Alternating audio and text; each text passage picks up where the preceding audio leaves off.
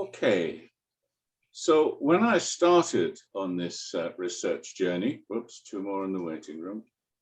Gosh, wow, three more.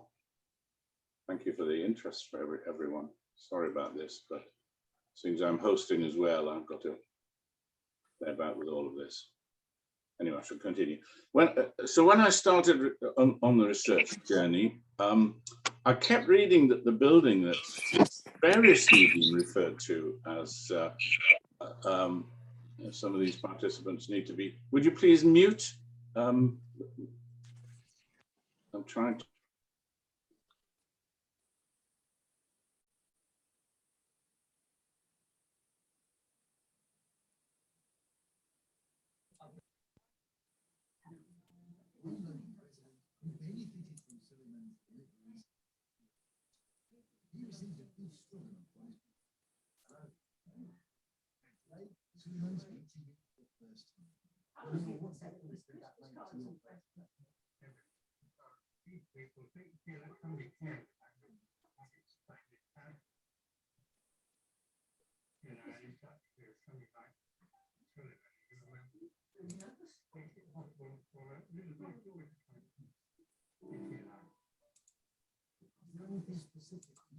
I'm told I've muted myself now. So when I started on the research journey, I kept reading that the building that's been variously referred to as Fawdon House or Fawdon Hall or Fawdon Lodge, now the Northumbrian Piper, it was built around 1848.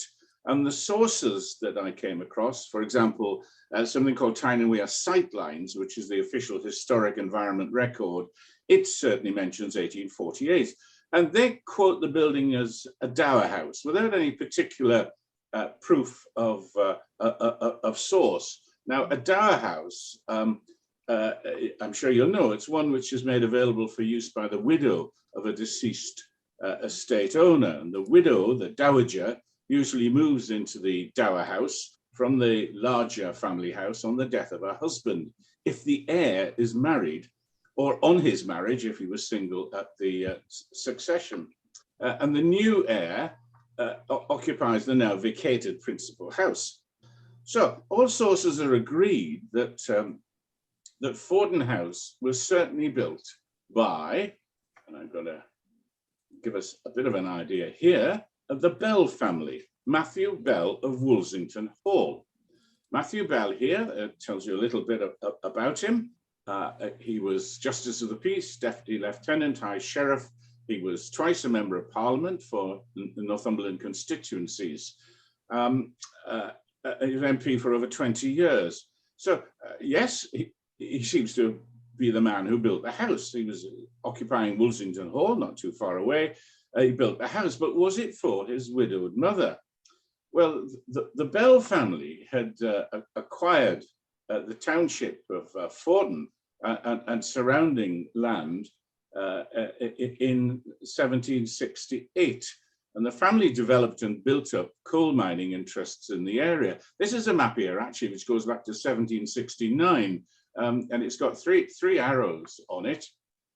The one top left points out Woolsington Hall. It's got the name of Bell. So that's the Bell family before Matthew Bell. That's his ancestors. On the right-hand side, there's the Brandling House. And the Brandlings married the Bells on more than one occasion. Certainly Matthew Bell married a Brandling. And then if you look a bit further down, you'll see what's described not as the Ousburn, but the Eusburn. And there's a place there called Fawding. And now none of us know where Fawding is, and we assume that this particular map maker was referring to Fawdon. But it just gives you kind of an idea of the distance from the centre of Newcastle, the distance from Woolsington Hall, not really very far at all. And much of this land in Fawdon was owned by the Bell family of Woolsington. And the ownership really only passed out, the ownership of Fawdon House, or the Northumbrian Piper, only passed out of the family in 1911. So all of this begs several questions. You see, Matthew Bell Senior, Matthew Bell's Junior's father, did die quite young. He died in 1811 at the age of 43. But his widow, and she was one of the Brandlings, she lived on to a ripe old age, and she died in 1866 in Cheltenham. So to me, this begs several questions. Why did Matthew Bell MP not build a house for his widowed mother on the Woolsington estate itself when he had so much land there? And if it was in 1848, why did he leave it 37 years after his father had died to build a dower house for his mother at Fawdon? Was there an earlier dower house somewhere else? Was the house in Fawdon built for somebody else in the family, maybe a widowed sister and not his widowed mother? Well, Matthew Bell MP himself, he died without issue in 1871, so it couldn't have been built for a widowed daughter of his. Other evidence really suggests the house was built before 1848 and not as a dower house. So this is the first bit of evidence. A Mr. John Lambton Lorraine, who was part of the Lorraine baronetcy of Kirkhall west of Morpeth, beyond Belsay, where Capability Brown laid out the land and started his gardening career. This John Lambton Lorraine was briefly the 10th baronet, the 10th to the title, and he was the official postmaster of Newcastle upon Tyne, the first ever postmaster, and we know that he lived in Fawdon in the 1830s and probably until 1844. And in this book here, which is a local collections, as a record of events of 1841, there's a record of appointments to the board of Newcastle Infirmary. And one of these, and this is a local newspaper cutting, one of these is John Lambton Lorraine of Fawdon House. That said, it's quite hard to find other references specifically to Fawdon House at the time. And a newspaper notice records that Lorraine's wife gave birth to a son in Fawdon. Another reference is a House of Commons report of people appointed as Justices of the Peace in 1841, and John Lambton Lorraine, Fawdon, is included. And in the 1841 census, there he is at Fawdon, and here's the census, with his large family of wife and 5 children, plus 6 servants. So in the official Lorraine family history, that was the book on the right-hand side on the previous slide, it's recorded that he moved to Fawdon at the time of his marriage in 1835 and stayed till 1844 when he moved closer to where he was working at Newcastle city centre. But this family history says that he lived at Fawdon Lodge, not Fawdon House. Now, anybody who's done family history or done any research of this nature will know that what was in the census, what was in other official records was not necessarily correct, and people very often made mistakes or simply chose to call their premises by different things at different times. So were the houses at Fawdon known by different names at different times? The birth certificate in 1836 for Janetta Lorraine, one of John Lambton Lorraine's daughters, records the abode as Fawdon Grange. So there's another name. Fawdon Grange we don't come across anywhere else. It just has to be Fawdon House. So if you ask yourself, well, as I did, what houses did exist at that location at the time? The census of 1841 identifies a township of Fawdon that, excluding the houses occupied by the mining families, totaled 46 people, 7 agricultural labourers and their families, plus John Lambton Lorraine's household of 13 people. And as I said, the census just says Fawdon, not Fawdon House or Fawdon Farm or anything else. Did the Lorraine family live in a farmhouse? Did the Lorraine family live in the old Red House farm? I don't think so, because Lorraine is not a farmer, never was, never described as such either on the census or anywhere else amongst the many references to him in newspaper accounts. He is the postmaster on the census, not a farmer. So I'm pretty clear about this, and by the time we get to the 1851 census at Fawdon, by which time Lorraine's family have moved on, but we still have no mention of Fawdon House by name on the census. But we have a William Robson, described as proprietor of a brewery in one house in Fawdon, obviously in a large house. And there's a definitive record of Fawdon House in a grave headstone inscription at Headon on the wall for the aforementioned William Robson. And it says, sacred to the memory of William Robson, who died at Fawdon House on the 12th of April, 1851, in his 66th year, just a few days actually after the census was taken, and placed him in Fawdon. Headon on the Wall was the Robson family home for the entire family, but he very clearly lived in Fawdon. He very clearly lived at Fawdon House. So we know that the Bell family of Woolsington and the Lorraine family at Kirkhall were connected. Matthew Bell MP's brother John married Isabella Lorraine. So perhaps Matthew would be keen and quite happy to provide a place to live for John Lambton Lorraine once he was ready to leave the family home and when he got married. So what to conclude here, I'm pretty sure that Bell didn't build a dower house in Fawdon around 1848. He might have built Fawdon House at some time between his father dying in 1811 and 1835, when we know Lorraine was almost certainly living there. And of course, there could have been an occupant before Lorraine, maybe a Bell family member or somebody else. So I just want to talk about these people now. And I'm going to go back to our friend Sir John Lambton Lorraine. He and his family lived at Fawdon, what I'm pretty sure was Fawdon House, from 1835 until 1844. And he was a very important figure locally. He was the first postmaster I've mentioned for Newcastle upon Tyne. He was a justice of the peace. He was a captain in the Southern Regiment of Northumbrian local militia.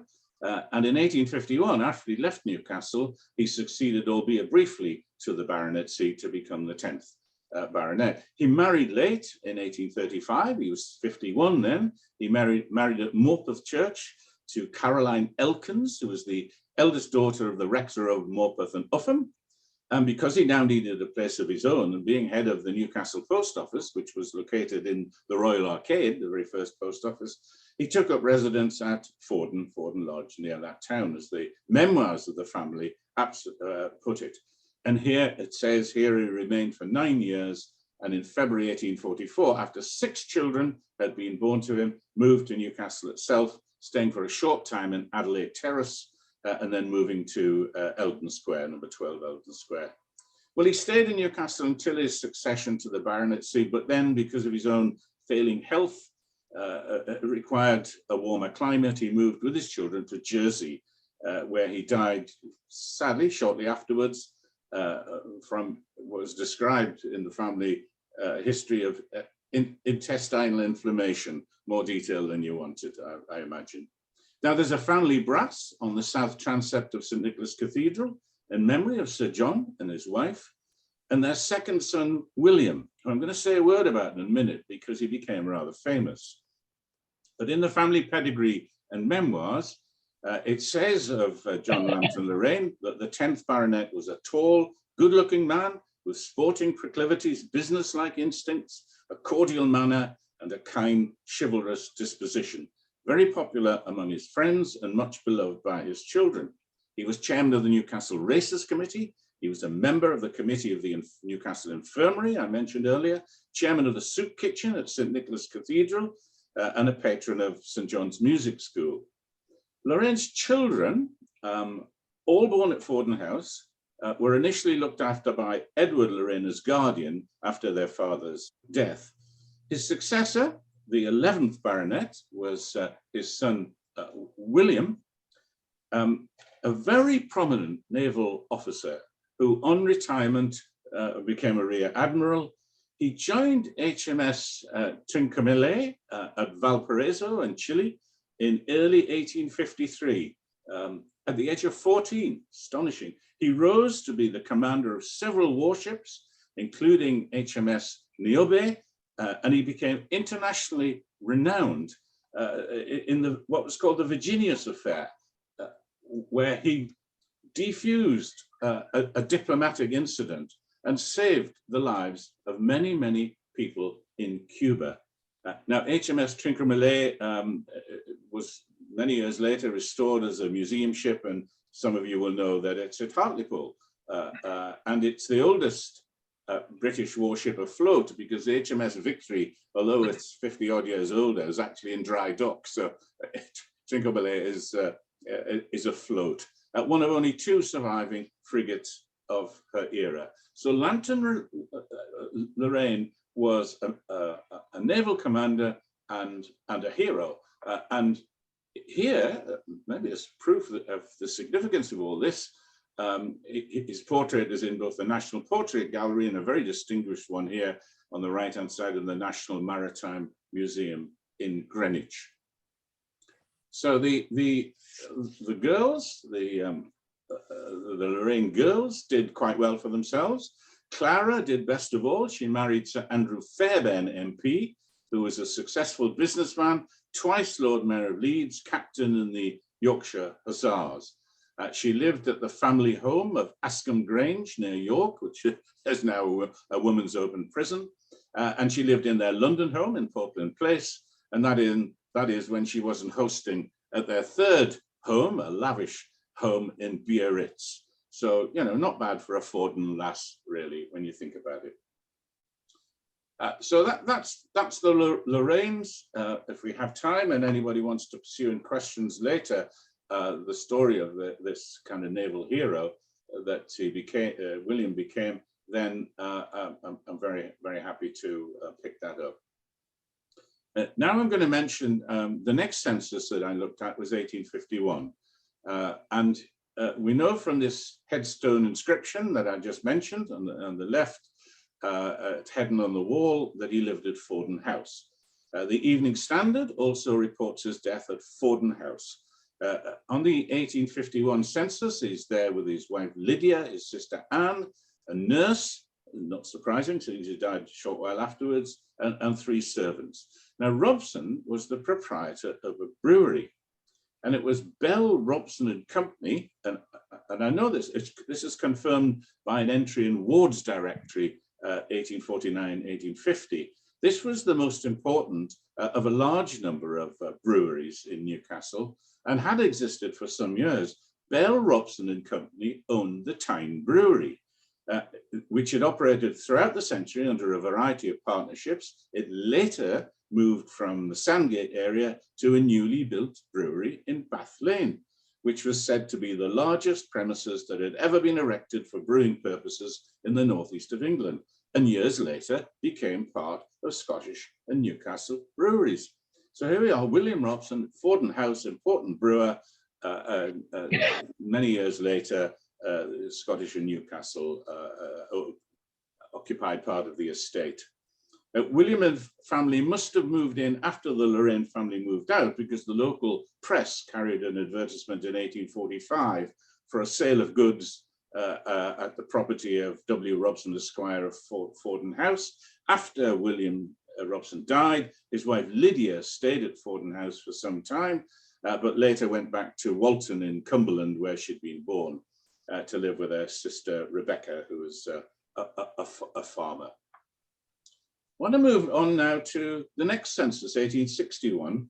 And here at Fawdon House, you can see it very clearly marked as Fawdon House, top left, is a man called John Ingo. He's a ship owner. John Ingo, his wife, plus nephew and niece lived at Fawdon House in the early 1860s. He was a ship owner in his own right, and with William Doug and Robert Pratt was also a ship broker. In 1841, they operated from Broad Chair. And just picture the quayside here around that time. Later, the company was wound up, but a new partnership was created with Pratt replaced by somebody else, a man called Haswell, and they operated from 26 the quayside as ship and insurance brokers, coal fitters, and general commission agents, as it was described. They seemed to specialize in timber carriage, and they were among Tyneside shippers who petitioned the Prime Minister of the day, Robert Peel, in 1843 about changes to timber duties. At the time of John Ingo's death in 1877, he actually lived in the Grove in Gosforth, and he was described there in the 1871 census at the Grove as retired ship captain, so maybe he sailed as well as managing and owning ships. Well, the next one, 1871 census. Who do we spot next? a man called John Furness Tone. He was a civil engineer. He was the engineer responsible for many very important railway construction projects, initially in the northeastern Cumberland, but later also in the southwest and Scotland. He was advisor to the project that led to the building of the 4th Railway Bridge, on the picture here. He was working on that with George Robert Stephenson, who was the nephew of the George Stephenson. Furness Tone, he was also engineer to the Newcastle and Gateshead Waterworks. He advised on dock construction at Blythe and the reclamation of land at Morecambe Bay. He found time for civic duties, and he was a councillor for Jesmond Ward on Newcastle Town Council. And when the British Association held its annual meeting in Newcastle in 1863, he contributed a paper on railways and locomotives on the rivers Tyne and Tees. He was a member and a major figure in the Institute of Civil Engineers of that time. And we know that he resided at Fawdon House from at least 1871 until 1876. So the next name I'll put in front of you is Wedgwood, Arthur Dolby Wedgwood. He's on the register for Fawdon for the 1881 census. It says Fawdon Farm, but actually he wasn't a farmer, but the manager of an ironworks. And there's no other reference in that census for Fawdon Township to Fawdon House or anything similar. Where he lived, Wedgwood is a large house because he has 6 children and 3 servants. And most importantly of all, in the Kelly's Directory for 1886, he is described very clearly as iron merchant, Guildhall Chambers, Sandhill, residence, Fawdon House, Gosforth. So it's Fawdon House. And he was at Fawdon House for some time because 7 daughters and a son were born there between at least 1876 and 1883. And there were at least 6 separately owned ironworks in Newcastle at the time, so it's really proved quite difficult to work out which one Arthur managed. His grandfather came from Burslem in Staffordshire, the potteries, and they are definitely part of the famous Wedgwood family. Their side of the family, Aaron Wedgwood and descendants, they were the manufacturers of stoneware. So there's a famous name for Fawdon House. The next name, we're moving into the military world now, a man called John James Francis Hume. He's at Fawdon House in the 1891 census. He was born in India, just before the 1891 census. We know he lived there from 1886, probably into early 1891 from other sources. He was born in India. He was the son of Major General John James Hume. He became a brigadier general. He was awarded a CBE. His portrait is in the National Portrait Gallery. He fought in the Zulu Wars between 1879 and 1881. That's Rorke's Drift and all of that. And also the first Boer War between 1880 and 1881, where he was wounded and he was mentioned in dispatches. He served with the Northumbrian Fusiliers, but was mostly associated with the equally famous Connaught Rangers. He also commanded the Welsh Border Infantry between 1910 and 1915, and he commanded the 160th Brigade at Gallipoli. So he might only have lived in Fawdon House for 4 or 5 years, but this is a story of over 40 years of really very, very distinguished military service. The next military man is called Captain Edward Bose Eager. He lived at Fawdon House from at least 1891 until at least 1894. He was a captain in the 5th Northumbrian Fusiliers, the Fighting 5th. He fought in the famous Nile expedition of 1898, Battle of Omdurman, the Fashoda incident, and so on. And he fought in the Second Boer War, where he died at the Battle of Belmont in 1899, part of a failed attempt to raise the siege of Kimberley. There's a memorial plaque in his home church, which was St. Nicholas in Gosforth, which was funded through public subscription. And his name is on the South African War Memorial in the Haymarket, which is the city's oldest and largest war memorial. His sons, one was called Harry St. George Eager, that's a heck of a name, isn't it? And Francis Edgar Russell Eager. They were both born at Fawdon House, and they both fought in World War I. The First World, the former served with the 2nd Lincolnshire Regiment, was awarded the Military Cross, and twice mentioned in dispatches. And the latter was a lieutenant in the Royal Artillery who was killed at Fleurbourg, which is the Battle of Aubers Ridge in 1915.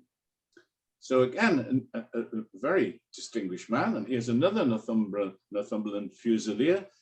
In the 1901 census at Fawdon House, Lord Arthur Edward Lowther Crofton, the 4th Baron Crofton from Roscommon in Ireland.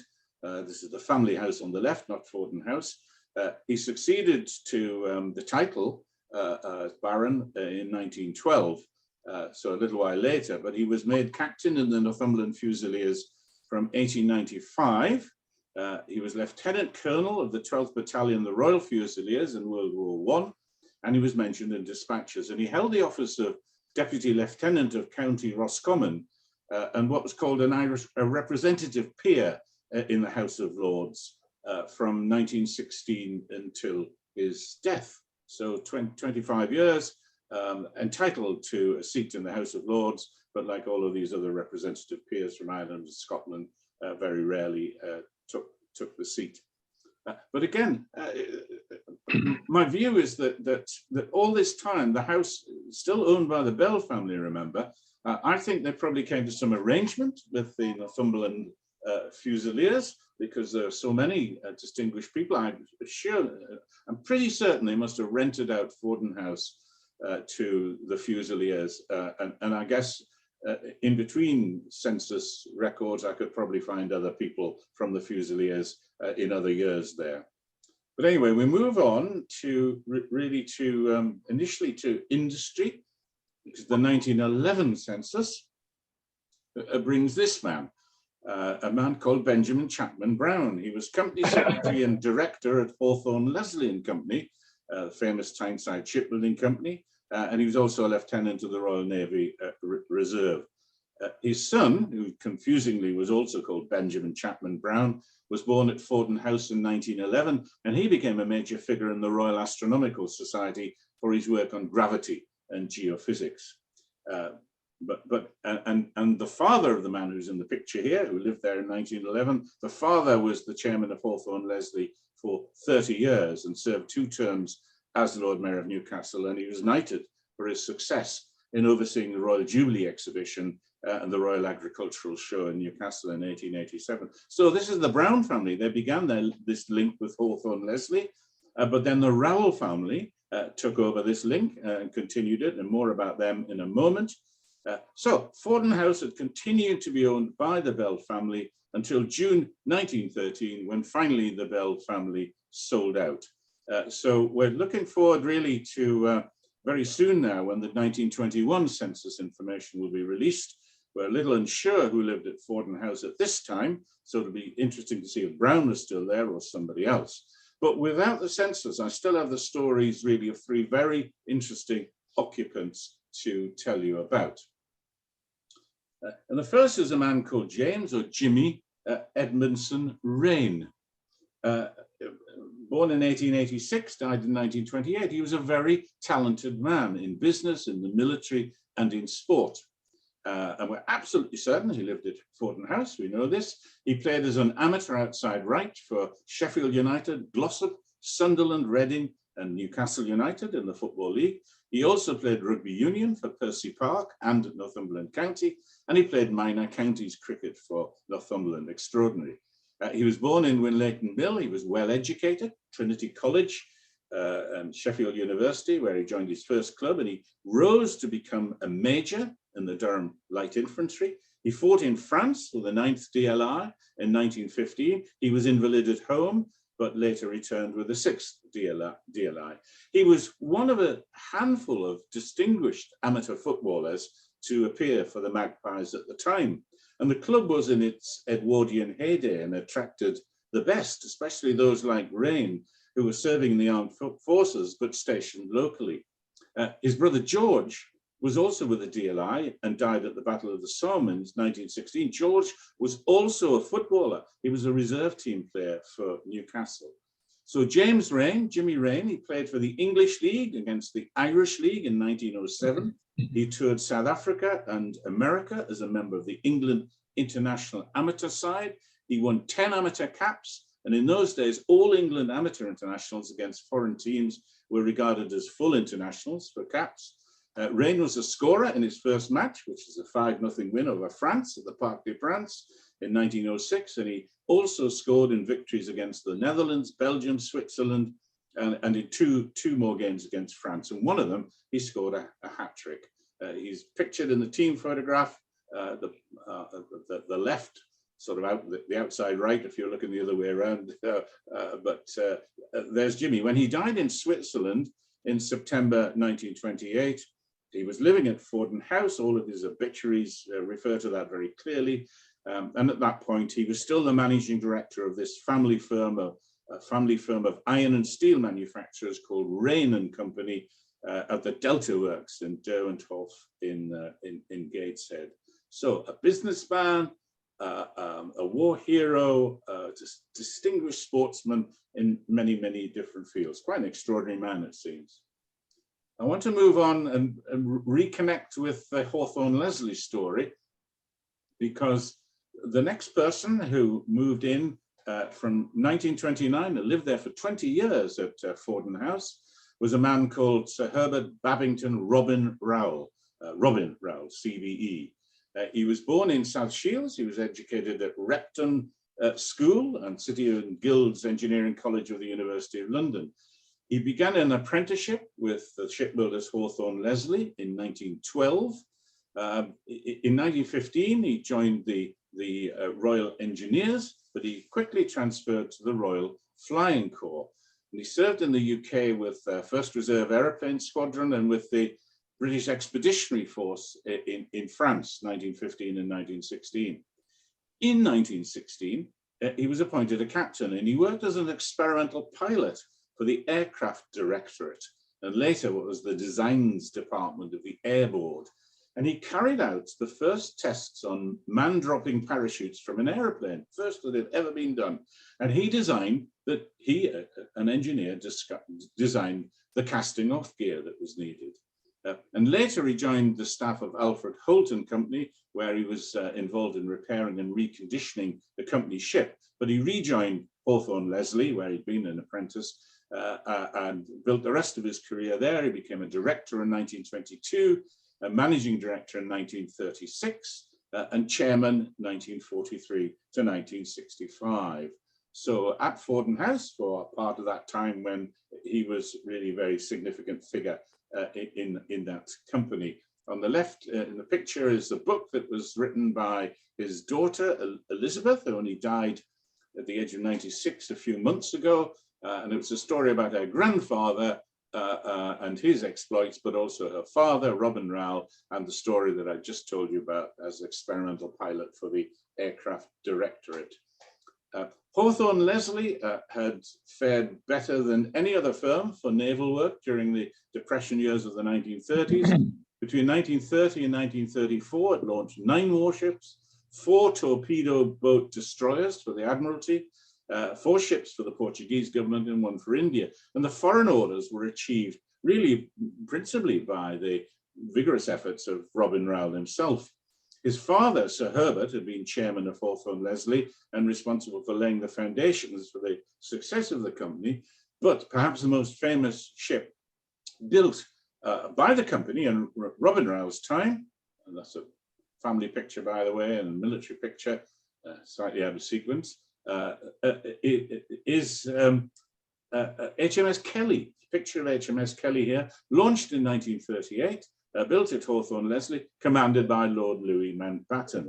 And it was a K-class destroyer of the Royal Navy and flotilla leader of her class. And she served through the early years of the Second World War in home waters off Norway and in the Mediterranean. Lost in action in 1941 during the Battle of Crete. But HMS Kelly had been commissioned in 1839 on the 23rd of August, 1939, sorry, just 11 days before the commencement of hostilities. And she was named after the Admiral of the fleet, Sir John Kelly. Interestingly, I came across a book called Mountbatten, Apprentice Warlord by a man called Adrian Smith. And it talked about Kelly, HMS Kelly, having been built to the very highest of standards, that Mountbatten himself spent much of 1939 inspecting the yards on the Tyne where the ships of his new command were being built. Since the previous October, he'd been a very frequent visitor to the Northeast. In the week leading up to the Kelly's launch in 1938, her first and only captain quickly forged a very warm working relationship with the managers and the workforce at Hawthorne Leslie, and particularly with Rowell. So Mountbatten and Rowell became very close friends. It was only on the 27th of June 1939 that the Admiralty formally appointed Mountbatten as the Kelly's captain, but he had been involved for some months, as explained, involved in the minutiae of fitting out his newfound pride and joy. And the book says no client was ever so demanding, but then as far as the board was concerned, no client was ever so deserving. And Mountbatten, in characteristic fashion, flattered and seduced the managing director, Robin Rowell. And what was at first a marriage of convenience, so it says, turned into an enduring friendship. So Mountbatten's respect and admiration for Hawthorne Leslie was as a company, and Rowell as an individual was genuine and very well documented. Now, Robin Rowell was just finishing his story. He was a director of the Northeast Electricity Supply Company, later became the Northeast Electricity Board after nationalisation. In 1949, he and his wife moved from Fawdon House to Wylam. He was awarded the CBE in 1948. He was knighted in 1952. He was a president of the Shipbuilding Conference and of the Northeast Coast of Engineers and Shipbuilders, and he was a chairman of the Council of the British Shipbuilding Research Association. He stepped down as managing director of Hawthorne Leslie in 1962, but he remained chairman until his retirement in 1965, though staying a board director. So 20 of his years living in Fawdon House with his family. So the last person I'm going to talk about now was the last occupant before it became a pub, before Fawdon House became the Northumbrian Piper. And I want to talk about him, Colonel Robert Mould Graham. He was an accountant, businessman. He was a local politician. He was a war hero. And I want to mention his wife too, Jocelyn Mould Graham, née Saunders, Jocelyn Mould Graham, MBE. So Robert was born in Newcastle. He was a survivor from start to finish of World War I. He was colonel of 272 Royal Field Artillery, Territorial Army. In 1939, he left Newcastle to participate in World War II, the British Expeditionary Force. He was at Dunkirk. He fought in the North African campaign, the Salerno landings, before returning in 1946 from the government of the Amalfi Coast. And his wife was quoted as saying he was the last man in the regiment to come home. Now, his wife had a lifelong association with a place down in Dorset called Alton Pancras, because her paternal grandfather, Robert Saunders, owned the land of the parish. Born in Dublin, her maternal grandfather, Sir John Ross, became the last Chief Justice of the United Ireland. Her parents, Jocelyn's parents, moved to Pitt House at St. Abbas in 1921. She went to school in Bournemouth. She became a talented fencer and was shortlisted for the British Olympic team in 1928. In 1935, she trained and became a Conservative Party political agent. She was sent to Newcastle, where she met Robert, and she was elected in her own right to Gosforth Urban District Councillor. She met him and he married him after his first wife had died. They married in 1937. When Robert was away on military service, Jocelyn remained looking after the daughter, baby Joanna, and her 13-year-old stepdaughter. And she organized an army of knitters to provide woolen clothing for the forces through the Northumberland and Durham War Needs Fund, for which she received the MBE in 1945. Robert had been elected a Newcastle City Councillor for Elsick Ward in 1933, but he wasn't returned in the post-war election of 1945, but then later came back onto the council as an alderman in 1949. And amongst his many important roles were chairman of the Transport Committee. He had a special interest in the airport, emerging airport. Robert became sheriff for the municipal year 51-52, working alongside the Lord Mayor for that year, who was William McKeag of Newcastle United, family fave. And then Robert was himself elected Lord Mayor, with Jocelyn as Lady Mayoress, of course, for the municipal year 1954-5. And one of his last civic engagements before his mayoral year ended was at Wembley, with the official party to see Newcastle United win the FA Cup. Sadly, the last such occasion the club has ever won domestic silverware. Other highlights of his year were he hosted the first visit to Newcastle of the young Queen Elizabeth in October 1954, and he undertook a ceremonial visit to Nancy in France in July 1954 to sign a town twinning agreement. And this is a relationship between Newcastle City Council and Nancy, Newcastle upon Tyne and Nancy, that survives to this day. And Mould Graham kicked it off. Two more children were born in 1947 and 1949, and that's the point at which the family bought Fawdon House. They previously lived in Gosforth, in Causey House in Elmfield Road, and also on Linden Road. Robert was a JP. He was president of the Tyneside Chamber of Commerce. He was a member of the board of the North Eastern Electricity Board. He became chairman of the Northern Counties Building Society from 1961. The society merged with the Rock Building Society in 1964 to become Northern Rock.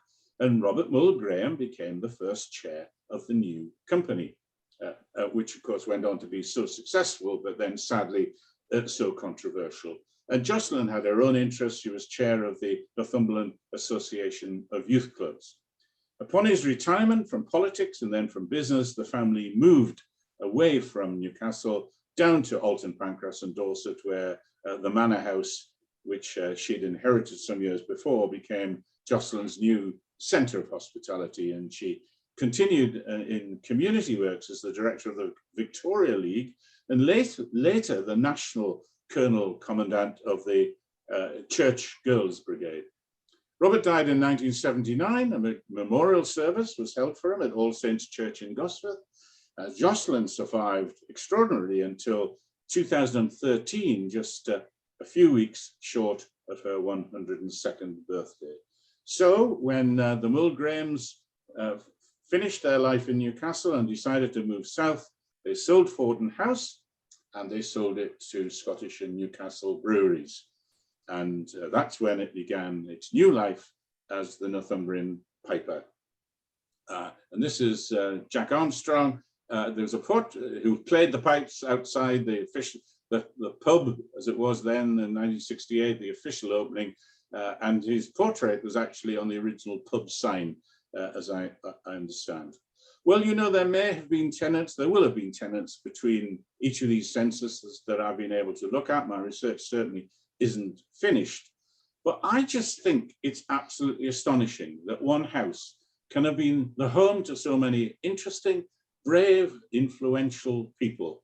And one of these days I might drop a note to David Olusoga and say that I think that I've found a house here which is rather more interesting than any of the houses that he's been able to feature on his BBC television programme. But I'm biased anyway. So there we are. That's the story of Fawdon House before it became a pub. And what's happened since as a pub? Well, maybe I can do that as another chapter in the story, but it's really the early occupants, or the occupants during its first 150 years, which interest me the most. So there we are, ladies and gentlemen. I hope that made a bit of sense. I hope you're as impressed as I am about this extraordinary story of folks who have been there. And if any of you have any questions, you can unmute and wave, and any comments. I haven't quite got enough room on the screen to have you both, but I can move between them all. There we go. Let's just see if anybody has any comments or any questions.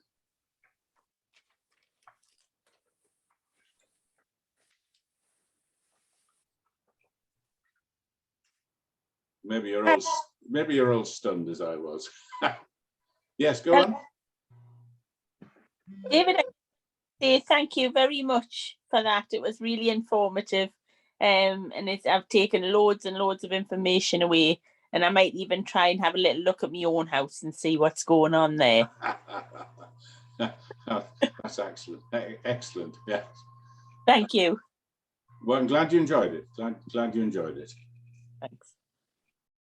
And there will be, at some point, I'll be able to do, I hope, another version of this when I've filled in the gaps and we've had a look at the 1921 census as well. And who knows, there might be even more interesting stories to tell. Sharon. Hello, hi, hiya. Yeah, that was great, David. Thank you very much. Why is it called the Northumbrian Piper?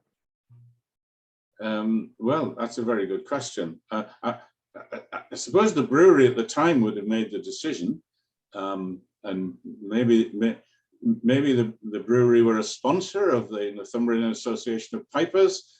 It was very strong. The Lord Mayor of Newcastle had for many, many years, and still has, I think, their own piper, their own official piper. So there was quite a strong Northumbrian pipes tradition in the city.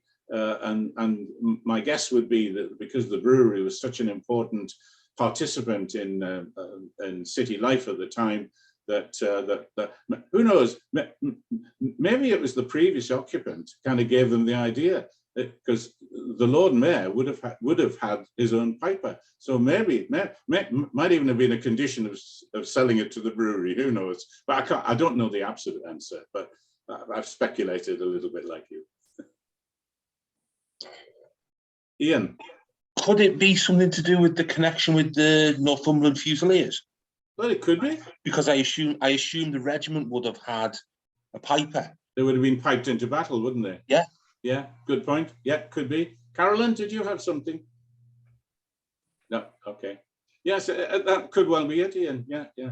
I might try and connect with the Fusiliers and just see if they can fill in any information at that end, particularly my speculation that they had a special kind of arrangement over perhaps 20 years or so with the Bell family in renting the property. Well, if we're all done, I'm going to just go on to the next page and see if there's anybody waving there. And they're not. They're not. Okay then. Okay. Well, look, thank you all very much for listening in. You might know that the story really is that for many, many years, there was a very successful Cox Lodge and Fawdon Local History Society. And unfortunately, numbers have dwindled, and the Fawdon Community Library decided that we would not take over what the remarkable work that they'd done, but that from time to time, we would do some talks online or in person, if we can all get together more comfortably, picking up local history stories. We did one about a fascinating man called Marshall Cresswell a couple of months ago. I think one or two of you heard that. I'm currently interested in, particularly since the rather sad announcement about the closure of Nestlé, I'm really interested in just trying to pull together stories, photographs about the 60-year history of Rowntree's and Nestlé in Fawdon, because it was an important part of the Rowntree story, really. So maybe in a few months' time, if we can get everything together, that might be the next topic to put on offer. The story of chocolate. Anyway, look, thanks very much, everybody. I'll close it down now. Thank you again for joining us, and hope you enjoyed it.